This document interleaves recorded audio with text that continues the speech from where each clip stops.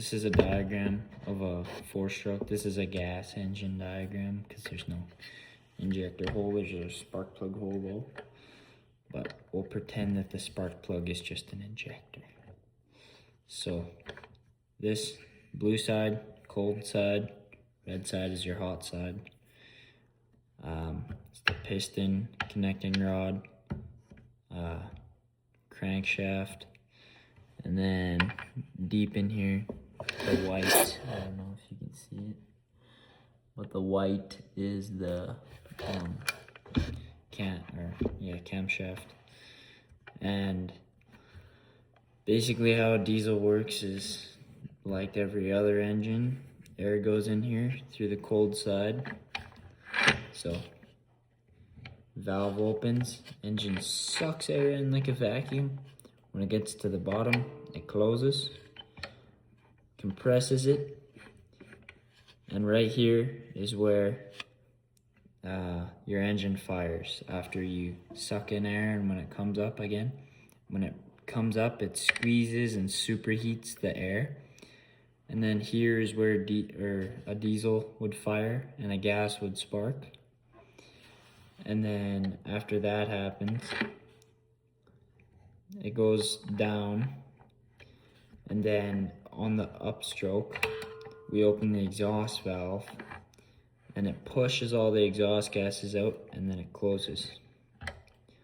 And then simultaneously, right after, it opens the intake valve, and then it repeats the process.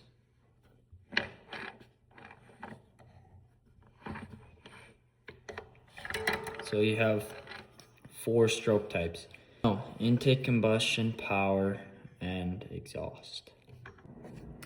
In today's topic, we are going to be going over why diesels were invented, okay? The first diesel was invented in 1892, very long time ago, by Rudolf Diesel. The first diesel engine that ever ran was in 1897. Diesels were a wanted engine, and they were more efficient than steam and gasoline engines. Like more efficient, like power, more efficient on fuel, or like for steam engines, just more efficient in the power. Early diesel engines were nearly twice as efficient as steam engines. Factories needed cheaper power and fuels expensive. Industries wanted like better efficiency to further profit from their business and what they do. Some facts about diesels in the 1900s. Diesels were powering factories, electric generators, water pumps, mining equipment, and like very heavy duty applications where we see lots of, or all of, like steam and gasoline engines are phased out. Most companies and large operations use diesels because they're less fuel consumption for heavy duty applications, more reliable, and lower operating costs.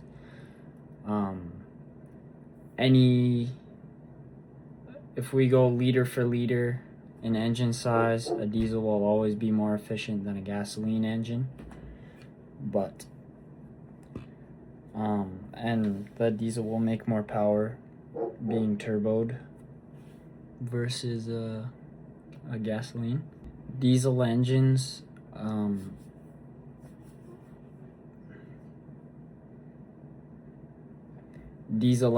in farming applications.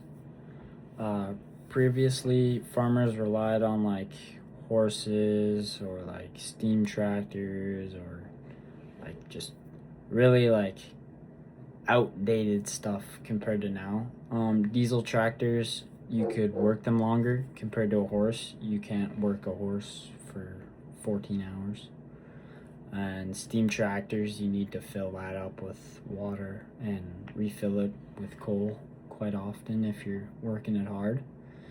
You can pull heavier equipment because diesels have way more power than any horse, and steam tractors required less labor. So with a horse, you have to be one man on a horse, one man back there controlling everything, because that's how we started farming, with horses. Tractors, combines, and like irrigation pumps are all diesel. Like in any moderately large scale farm, everything's diesel. It's very, very, very rare that you see any farm with like even a yard tractor or like a garden tractor that's a gas. I don't even think companies sell them anymore. Modern diesel tractor can do the work that once required dozens of horses. So like 12 horses, one tractor could do tenfold the amount of work. Before there was diesels, locomotives dominated the rail industry, like trains and stuff.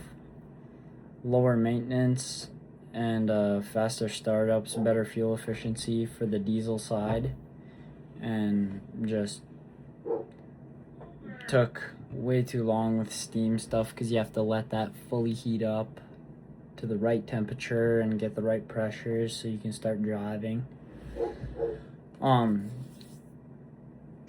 Diesels have diesels in locomotives are like hybrids. So it's a big diesel engine that powers electric wheels.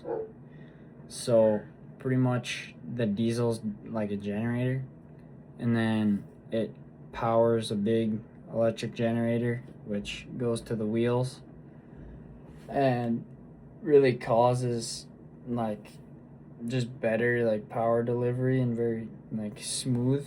Electric is very smooth in that aspect, and lots of torque with electric. Many freight trains today still use diesel electric systems. Like any older or any newer diesel, or any newer train, I guess, is gonna have the diesel electric hybrid system in it. Diesel engines enter trucks. This is one of the most important sections in history, I think. Might be kind of biased because I own one, but why they started putting diesels in like everyday like civilian traffic trucks is because lots of people, like, equipment's getting bigger. Skid steers weigh like 20,000 pounds. Trailers, you can buy a 40-foot long trailer. You could buy 44-foot long trailers for a truck, which is insane. Just that amount of weight alone, any gas would struggle with, even the trailer empty. Diesels just have better, like, higher torque, better fuel economy, and longer lifespans than most gas vehicles. Example, my dad's truck, which is the same as mine, has almost 600,000 K, and his truck has like 800 horsepower and like 1,600 foot-pounds of torque, which is big numbers. The brand new diesels that Dodge came out with in the high output has just under 500 horsepower and 1,200 foot-pounds of torque. So even it being a 2006 truck, if you take care of them, do oil changes, change your fuel filters, my truck will easily outlive me if I don't beat it. Torque, I say torque lots. Torque is like the twisting force that helps like your drive shaft and your transmission put power to the rear wheels to like make them spin. So think of it as if you take this is like no torque, just having your finger like loose like that, and it doesn't want to like pull my hand down or anything. I can just move it freely. That's like no torque. If you try to hold it and it tries to like pull on your knuckle, that's you're torquing that essentially. Why diesels in trucks matter? Diesels can like tow better, haul equipment better, climb hills easier, more fuel efficient, better for the economy, better for the ecosystem if you want to go there. But the heavy duty with the from Ram is the 3500, which is a full like 4-door long bed or short bed truck, dual rear wheel or single rear wheel, which the dual rear wheel just gives you more towing capacity. You have a higher gross vehicle weight, which means you can tow more. And then you start getting into Ram 4500s, Ram 5500s, Ram 6500s, and then you can just tow like insane amounts of weight, and your vehicle can weigh almost as much as a semi, essentially, with those higher models. Ford has the F-250s are diesel and gas. F-350s are diesel and gas. F-450s are just diesel, and Ford only offers the high output in their engines for the diesel, because who wants to go with anything small these days? Who wants a little tiny vehicle? Vehicles have been getting significantly larger and larger in the past decade, like insane. You can get F-450s. They don't make 550s, I believe. Could be wrong. The Chevy Silverado, you can get the 2500 or 3500 HD, which is heavy duty. When you start looking for higher and higher ones in Chevy, you have to go with Freightliner, I believe. They use the Chevy body, but put the Freightliner semi motors in it. Or no, they use GM's body, engine, interior, everything on the cab, but the wheels and axles and everything in the front and rear, so your front suspension and everything and your rear suspension and your frame is all from Freightliner. So they're pretty much like small semis. Like you can put like a big dump trailer on the back of them if you option them with that. Many diesels you see exceed like 500,000 like miles, like with proper maintenance. Lots of vehicles in the States, lots of the older trucks that get maintained well and like grandpa driven there's easily hundreds of million-mile Cummins motors in the world, easy. Turbocharging is really the only diesel option that you see in anything like modern, except for like very small Chinese skid steers, forklifts, and stuff like that. But you can put turbos on them because they use a reputable motor company that sells turbos with their heavier duty applications, so you can get more power. And a turbo is your most efficient way to gain power and torque. It uses exhaust gas to spin a turbine. It's like two big fans, but they're connected with a shaft. And when one spins, it's connected, so the other one has to spin. So exhaust gas spinning out and going out the exhaust makes this one spin, and it works like a vacuum. So it just spins, sucks air in, shoots it, and that's how you get turbocharging or boost. It allows more fuel to burn, which makes more power, more fuel, more air. Recipe for horsepower with a diesel. I just put a tune on my truck. All that does for me is gives me more fuel at a better time. When the piston's coming up, it might put it in right as it hits the top or right after it's about to start coming down, and then it boom really gets you spinning. A benefit of turboing: better fuel efficiency. Very good for this economy. Because instead of it being like a gas motor where you just traditionally just put fuel in and then it just sucks air that it needs, you have air being pushed in, cold, dense air being pushed in, which you can just put less fuel, or not less fuel, the same amount of fuel to get your right ratio for air to fuel, but you need less fuel because you're making more power because of your boost. It's kind of hard to show you, but modern diesel truck turbos can spin at over 150,000 RPM.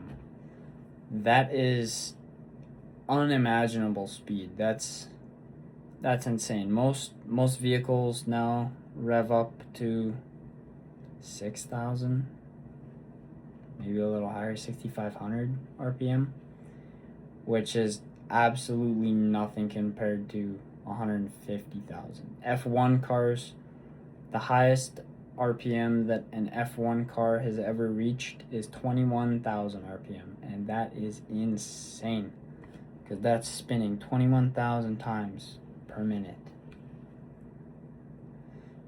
Cummins, I'm a Cummins guy. I own one. I have Cummins apparel.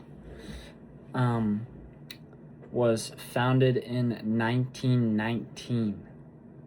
My guy. Why Cummins became popular? Inline six in a row, ready to tow, because they're just in a line, 1, 2, 3, 4, 5, 6. And Cummins is known for their reliability, high torque numbers, and long-lasting life. Cummins has, in the trucks, they have, like Rams trucks, they have the 5.9 Cummins. That's what I have. There's 3 variations of those: 12 valve 5.9, P-pump 5.9, or no, VP 44 5.9, Common Rail 5.9. I'm Common Rail 5.9. More technology. And then they have the 6.7, believe it or not. Okay, so they have the 6.7 in anything 2007 and a half and newer. They changed the fuel system in 2019 to a CP4. CP4 garbage. CP3, what I have, good, very good CP3. CP4, poopy. The head was redesigned and the block was redesigned in 2025 to a side draft head. So instead of it going into ports, the air has to go into ports, it goes just pretty much just like in a big cavity just in the side of the motor, which better. You can get a lot more boost in there, make a lot more power. Big power, big happy customers, big tow, big load. Good. Diesel engines are used in lots of, like, pretty much anything heavy duty today, from like semis, trains, ships, construction equipment, farm equipment, backup generators for houses. Cummins makes those too. Some mining trucks use diesel engines that produce over 3,000 horsepower. And in large ships, you can see numbers way north of that, like unimaginable power and insane amounts of torque, because the more rotating mass you have, the more torque you have typically. So the more weight you have spinning, the more torque that you'll have, because it's harder to stop something spinning that weighs 5,000 pounds than something that's like a fan.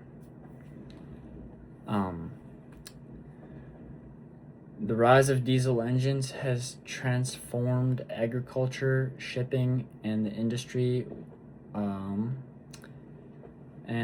their reliable efficiency and torque makes them preferred choices for heavy-duty work.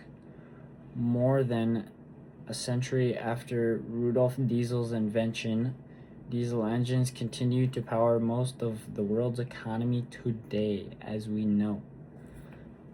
And that is my 20 minutes.